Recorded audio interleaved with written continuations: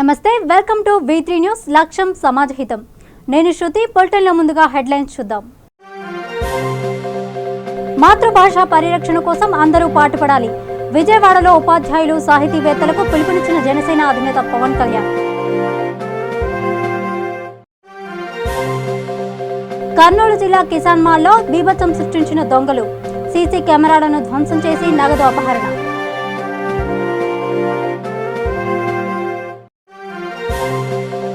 మెదక్ జిల్లా వడియారం రైల్వే స్టేషన్లో ప్రమాదం. రైలు ఎక్కుతుండగా ప్రమాదవశాత్తు రైలు కింద పడి మృతి చెందిన ఓ యువకుడు. ఇక వార్తా వివరాల్లోకి వెళ్తే, ఈఎస్ఐ డైరెక్టరేట్ పరిధిలోని ఆసుపత్రుల్లో రాష్ట్రంలోని అన్ని డిస్పెన్సరీలలో విధులు నిర్వహిస్తున్న కాంట్రాక్టు ఉద్యోగులు, కార్మికులు ధర్నా చేపట్టారు. గత 8 నెలలుగా కార్మికులకు, ఉద్యోగులకు వేతనాలు చెల్లించకపోవడంతో అనేక ఇబ్బందులు ఎదుర్కొంటున్నారు. సంబంధిత అధికారులకు, కాంట్రాక్టర్లకు ఎన్నిసార్లు ఫిర్యాదు చేసినా పట్టించుకోకపోవడంతో తీవ్ర అసంతృప్తి వ్యక్తం చేశారు. కాగా కార్మికులు, ఉద్యోగులు డైరెక్టరేట్ వద్ద ధర్నా నిర్వహించనున్నట్లు Telangana medical contract employees and workers union రాష్ట్ర అధ్యక్షులు ఎండి యూసఫ్, ఉప ప్రధాన కార్యదర్శి ఎం నరసింహ తెలియజేశారు. ఇంకా ఉద్రేకత మనం చేయవలసిన అవసరం ఉంది. ఇంకా పోరాటాలు చేసి సమాన పనికి సమాన వేతనం కూడా తీసుకోవాలి. మళ్ళీ 35 CL కూడా మనం పోరాటం తీసుకోవాల్సిన అవసరం ఉంది. మళ్ళీ మహిళలకు 5 సెలవులు కూడా, స్పెషల్ సెలవులు కూడా సార్ మాట్లాడడం జరిగింది. అవి కూడా తీసుకునే అవసరం ఉంది. ఏదైనా కూడా పోరాటంతో మనం సాధిస్తాం కాబట్టి సమాన పనికి సమాన వేతనం పోరాటం చేయవలసిన అవసరం ఉంది. ఈరోజు మరి గవర్నమెంట్ మొన్న ఒక కేసీఆర్ గారు చెప్తున్నారు, మరి మేము PRC ఇస్తాము, అది ఇస్తాము, IR ఇస్తాము 15 రోజులు అని చెప్పి గవర్నమెంట్ వాళ్ళకి చెప్తున్నారు. వాళ్ళకి పాస్ అయిపోయిన తర్వాత మనకు కూడా పేమెంట్ పెరగాల్సిన అవసరం ఉంది. ఈరోజు అందరం కూడా కట్టుబడి ఉండాలి. మన పేమెంట్ చాలా తక్కువ ఉన్నది. ఈరోజు కార్మికులు కష్టపడి పనిచేస్తున్నారు కాబట్టి వాళ్ళకి 8 నెలల సంది పేమెంట్ లేదు, మరి 6 నెలల సంది కూడా పేమెంట్ లేదు కొంతమందికి, మరి సిస్టర్లకు 3 నెలల సంది పేమెంట్ లేదు. కార్మికులు అందరూ కూడా ఈఎస్ఐలో పనికి వస్తారు. కార్మికులకు సేవ చేయడం వలన కింది స్థాయి వాళ్ళకి పేమెంట్ లేదు కాబట్టి బాధాకరంగా లేబర్ మినిస్టర్ కూడా కలిసాము. 2 నెలల సంది, 3 నెలల సంది, మరి వాళ్ళు కూడా ఎటువంటి స్పందన లేదు. మరి డైరెక్టరేట్లో కూడా అవకతవకలు జరిగినాయి కాబట్టి ఇది క్లియరెన్స్ రాలేదని చెప్పి చెప్పడం జరుగుతుంది. మరి అధికారులు స్పందించి తొందరనే మాకు ఇస్తే బాగుంటుందని చెప్పి, మరి ఏజెన్సీ వాళ్ళు ఉన్నారు, 4 రకాల ఏజెన్సీలు ఉన్నారు. ఇలా సాయింపోటెక్, సాయికి, SSV అని కాంట్రాక్ట్ వాళ్ళు 4 రకాల వాళ్ళు ఉన్నారు.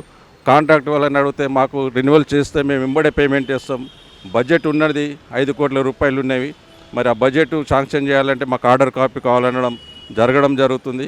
మళ్ళీ వాళ్ళు కూడా మేము స్పందిస్తూ ఉన్నాం అధికారుల దగ్గరపోయి, బడ్జెట్ ఉన్నప్పుడు మీరు పెట్టండి సార్, చేస్తారంట అని చెప్పి. మరి ఇక్కడ డైరెక్టరేట్లో అవినీతి జరిగినది, దానికి సంబంధం మాకు లేదు. కార్మికులకు ఏదైతే కష్టపడుతున్నారో వాళ్ళకి కావాల్సినది అని చెప్పి మేము లేబర్ సెక్రటరీ దగ్గర పోయినాము, అక్కడ ప్రిన్సిపల్ సెక్రటరీ దగ్గర పోయినాము. నా పేరు Mohammed Yusuf, Telangana medical contract workers and employees union రాష్ట్ర అధ్యక్షుడిని, అలాగే AITC రాష్ట్ర వర్కింగ్ ప్రెసిడెంట్. ఈనాడు ఈఎస్ఐలో రాష్ట్ర వ్యాప్తంగా ఉన్నటువంటి ఆసుపత్రుల్లో పనిచేస్తున్నటువంటి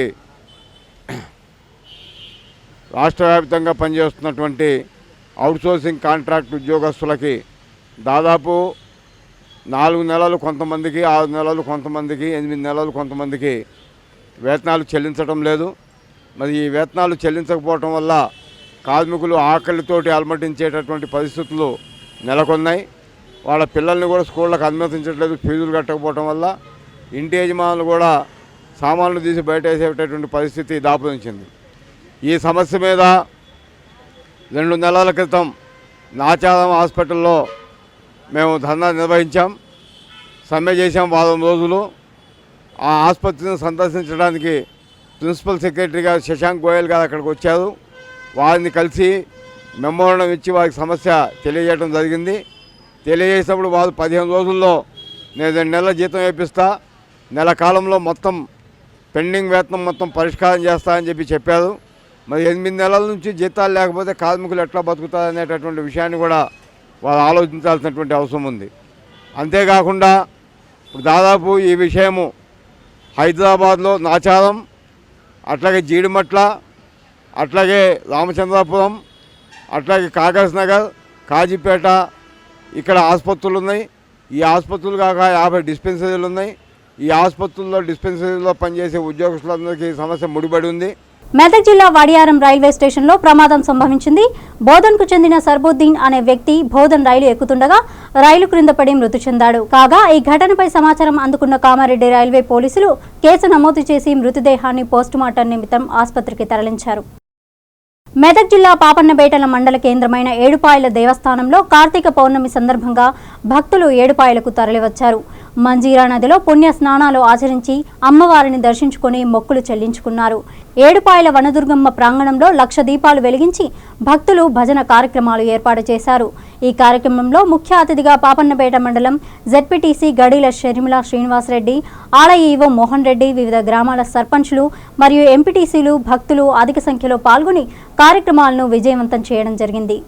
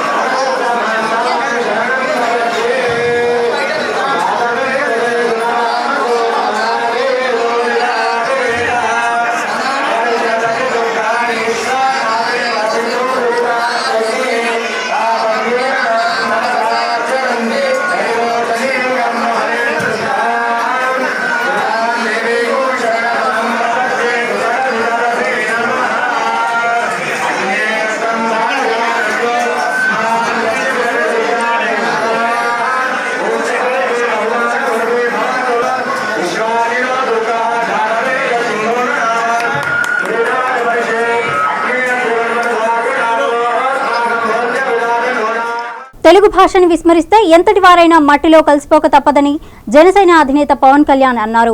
విజయవాడలో విశాలాంధ్ర బుక్ హౌస్, ఎంఎస్కో పుస్తక విక్రయ కేంద్రాలను ఆయన సందర్శించారు. అనంతరం పవన్ మీడియాతో మాట్లాడుతూ తెలుగు భాష ప్రాముఖ్యతను తెలియజేశారు. మాతృభాష పరిరక్షణ కోసం ఉపాధ్యాయులు, సాహితీవేత్తలు పాటుపడాలని పిలుపునిచ్చారు. ఈ అంశంపైన రాజకీయాలు తీసుకొస్తున్నారని పవన్ ఆగ్రహం వ్యక్తం చేశారు. తెలుగు భాషని మనం కాపాడుకోకపోతే, తెలుగు భాషని వాడుకలో పెట్టకపోతే వాడిపోతుందని చెప్పేసి ఏ అరేబియాకి వెళ్ళండి, ఏ అరబిక్ స్టేట్స్కి వెళ్ళండి, లేదంటే ఏ మూలకి వెళ్ళండి, మన భారతదేశంలో తమిళనాడుకి వెళ్ళినా, మన కర్ణాటకకి వెళ్ళినా, అలాగే మహారాష్ట్రకి వెళ్ళినా, ఏ మూలకి వెళ్ళినా సరే వాళ్ళ భాషని సంరక్షించుకుంటారు.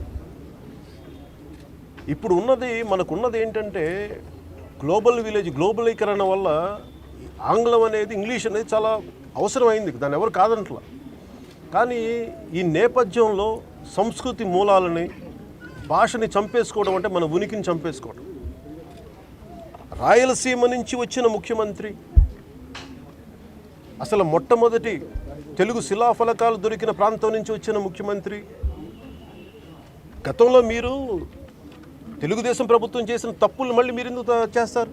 వాళ్ళు చేశారు కాబట్టి మేము చేస్తున్నామని మీరు ఎట్లా అంటారు?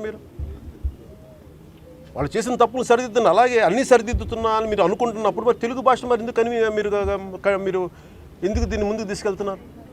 ఈ మాధ్యమాన్ని ఏదైనా మాట్లాడితే అంటే మీరు పిల్లలు చదువుకోవచ్చు, రాజకీయ నాయకులు పిల్లలు చదువుకోవచ్చు అని నేను తెలుగు మాధ్యమంలో చదువుకున్నాను ప్రాథమిక విద్య అంతా.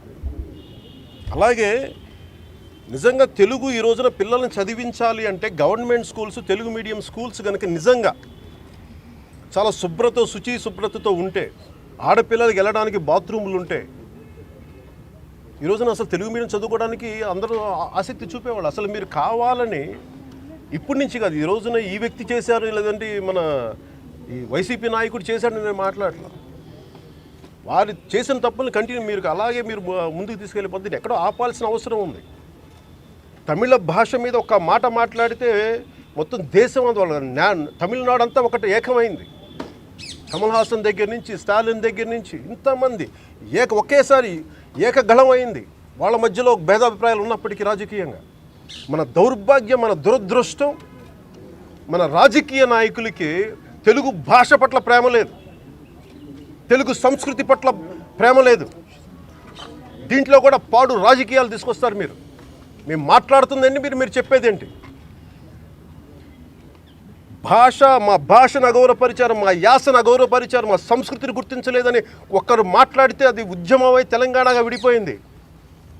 అలాంటిది జగన్ రెడ్డి గారు చెప్తా ఉన్నాను. తర్వాత మీరు ఏ ఏడుపులు ఏడిస్తే నాకే అభ్యంతరం లేదు. కానీ మీరు తెలుగు భాషని కానీ తెలుగు సంస్కృతిని కానీ ఉనికిని చంపేసే ప్రయత్నాలు చేస్తే మటుకు మీరు మట్టిలో కలిసిపోతారు చెప్తున్నా. ప్రతి ఒక్కరు మీరు మట్టిలో కలిసిపోతారు. తెలుగు భాషని కానీ తెలుగు సంస్కృతిని కానీ మీరు మంట కలిపే ప్రయత్నాలు ఏమి చేసినప్పటికీ మీరు సరిదిద్దుకోండి. ఒకవైపు అమిత్ షా గారు, మోదీ గారు హిందీని మన అందరికీ జాతీయ భాషగా చేయాలి, ప్రతి రాష్ట్రంలో ఇది మాట్లాడాలి అంటే అది తమిళనాడులో ఉవ్వెత్తున నిరసన వచ్చినప్పుడు వాళ్ళు తిరిగి వెనక్కి తగ్గారు. ఆ స్థాయి వ్యక్తులే, దేశాన్ని శాసించే వ్యక్తులే.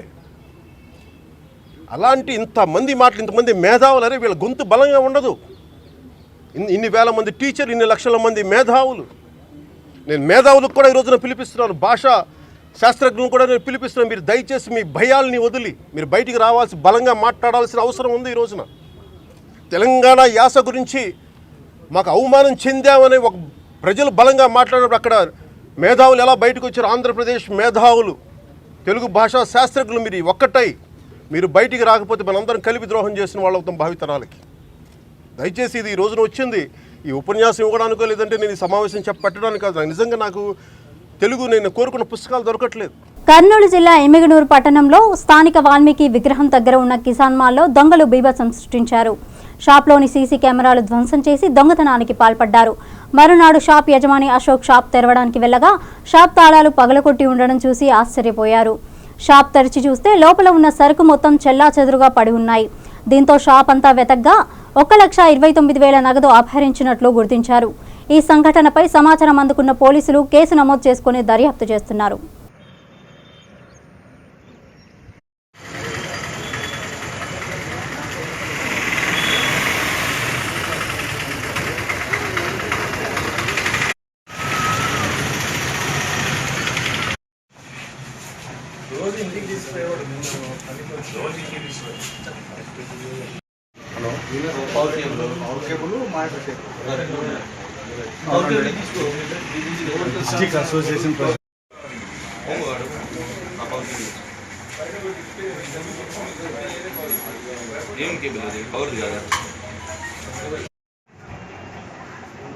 सीसी कैमरा लगा ఎట్లా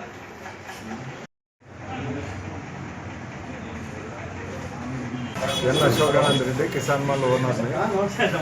సుమారు పొద్దున్న 8:45కి షాప్ తెరిచి వచ్చినారు. ఆల్రెడీ షటర్ ఓపెన్ ఉంది. ఇమీడియట్గా పోయి అబ్జర్వ్ చేస్తే 1,29,000 క్యాష్ పోయినట్లు కెమెరాలు, మానిటర్ ఎత్తిపోయినాడు. డిఐటీ మటుకు అట్లనే ఉంది. దాంట్లో డేటా అంతా తీసిపోయి పోలీసుకి హ్యాండ్ ఓవర్ జరిగింది. క్యాష్ మటుకు 1,29,000 పోయింది. మెటీరియల్ కానీ ఏది పోలేదు. వెంటనే పోలీసు వాళ్ళకి ఇన్ఫార్మ్ చేసినాము. వాళ్ళ పని వాళ్ళు చేస్తారు. సంగారెడ్డి జిల్లా పుల్కల్ మండలంలో కార్తీక పౌర్ణమి వేడుకలు ఘనంగా నిర్వహించారు. శివకేశవులకు ఎంతో ప్రీతిపాత్రమైన కార్తీక మాసం వేడుకలు, పూజలు ఘనంగా నిర్వహించారు. ఈ మాసంలో పూజలు చేస్తే నేరుగా స్వామివారికి చెందుతాయని భక్తుల ప్రగాఢ విశ్వాసం. పవిత్ర కార్తీక మాసం సందర్భంగా పుల్కల్ మండల పరిధిలోని సింగూరు గ్రామంలో ఉన్న శ్రీ శ్రీ శ్రీ కళ్యాణ సుందర వెంకటేశ్వర స్వామి ఆలయంలో భక్తులు అధిక సంఖ్యలో పాల్గొని దాదాపు 5,000 దీపాలు వెలిగించారని పూజారి శ్రీనివాసాచారి తెలిపారు. తులసి కళ్యాణం జరిపించి తమ మొక్కులను తీర్చుకున్నారు.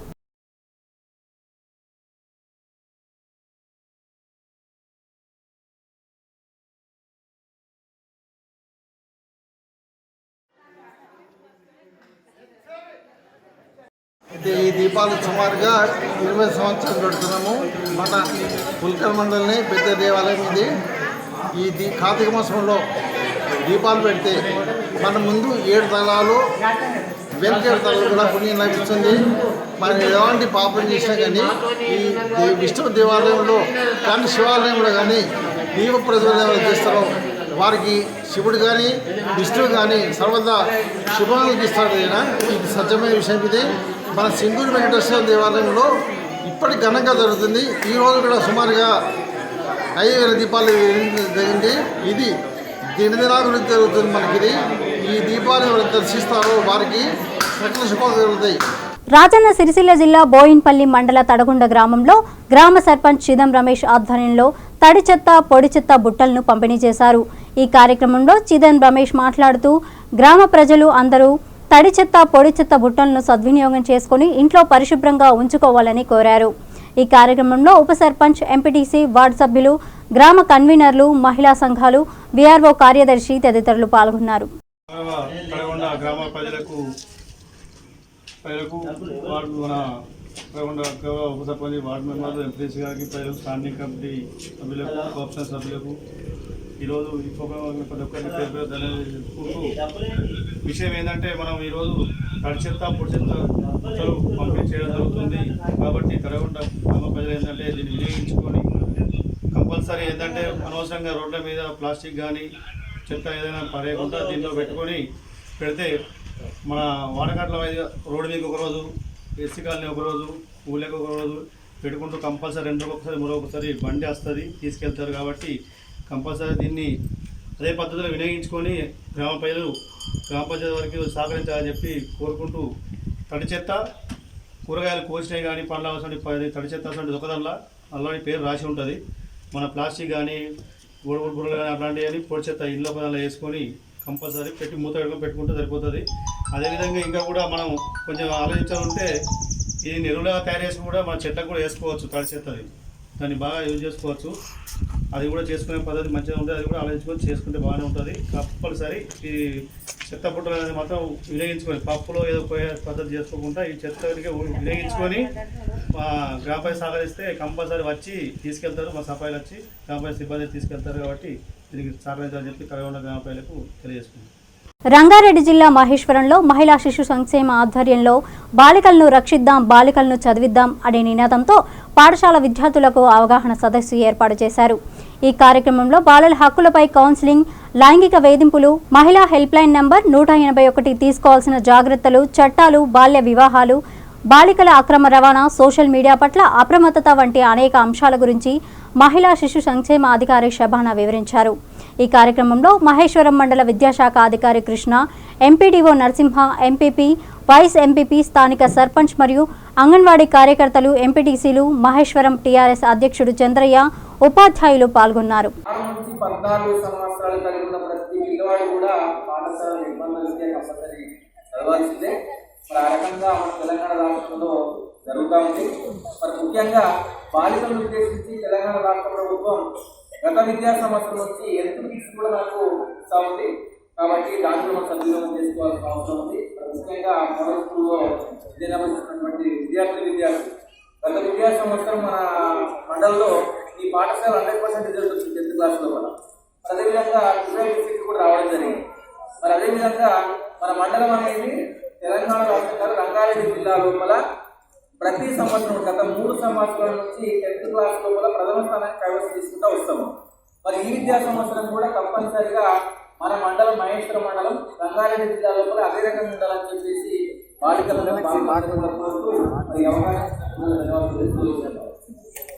ఆమె కూడా మంచి చదువులు బిఏడ్ చేసి పిహెచ్డి చేసి కూడా ఒక వైఎస్ఆర్టీగా కాగలిగారు.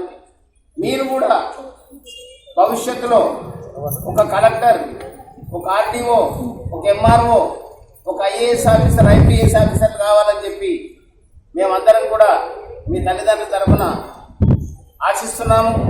మరి ఎందుకంటే మీ కష్టాన్ని, మీ అమ్మనైన కష్టాన్ని ఎందుకంటే కాదు. మరి మీ ముందున్నారు చాలా మంది వచ్చారు, అన్ని గ్రామాల నుంచి వచ్చారు.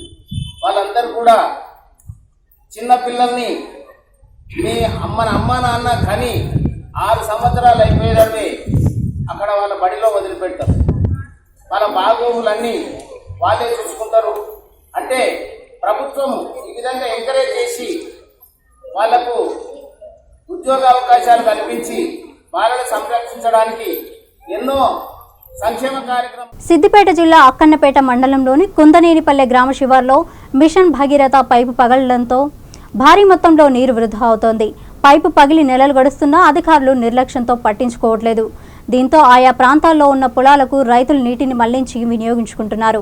నీటి సౌకర్యం లేని ప్రాంతం కావడంతో ఎన్నో రోజులుగా నీరు వృధాగా పోతుండడంతో పక్కనున్న వారే ఎవరో ఈ పైపు పగలగొట్టి ఉంటారని స్థానికులు అనుమానిస్తున్నారు.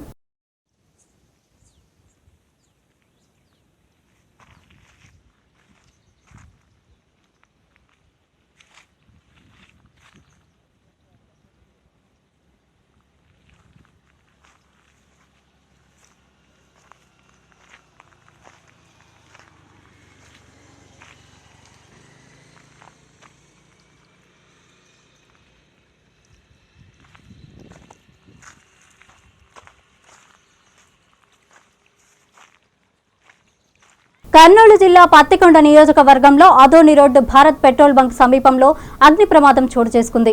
అక్కడే సమీపంలో ఉన్న రాజేశ్వరి డాబాకు కరెంటు రాపిడి వల్ల మంటలు చెలరేగాయి. ఈ ప్రమాదంలో రాజేశ్వరి డాబా పూర్తిగా కాలిపోయింది. డాబా యజమాని భాస్కర్కి 2 లక్షల దాకా నష్టం జరిగింది. విద్యుత్ శాఖ నిర్లక్ష్యం వల్ల ఇప్పటికీ 2 సార్లు ఈ ప్రమాదం సంభవించినట్లు స్థానికులు ఆరోపించారు. డాబా పక్కన నర్సరీ కూడా విద్యుత్ రాపిడి వల్ల కాలిపోయింది. నర్సరీ యజమాని ప్రసాద్ తనకు 50,000 నష్టం వాటిల్లిందని, ఈ సమస్యపై సంబంధిత అధికారులు స్పందించి తమకు నష్టపరిహారం చెల్లించాలని డిమాండ్ చేశారు.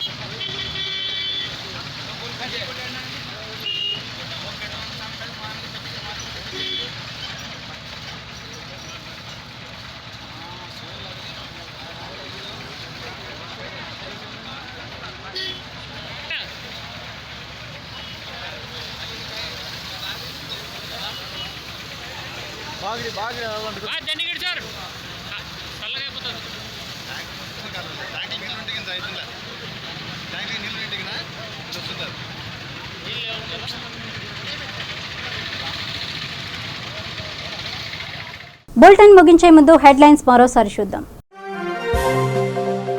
మాతృభాష పరిరక్షణ కోసం అందరూ పాటుపడాలి. విజయవాడలో ఉపాధ్యాయులు సాహితీవేత్తలకు పిలుపునిచ్చిన జనసేన అధినేత పవన్ కళ్యాణ్. కర్నూలు జిల్లా కిసాన్ మాల్లో బీభత్సం సృష్టించిన దొంగలు, సీసీ కెమెరాలను ధ్వంసం చేసి నగదు అపహరణ.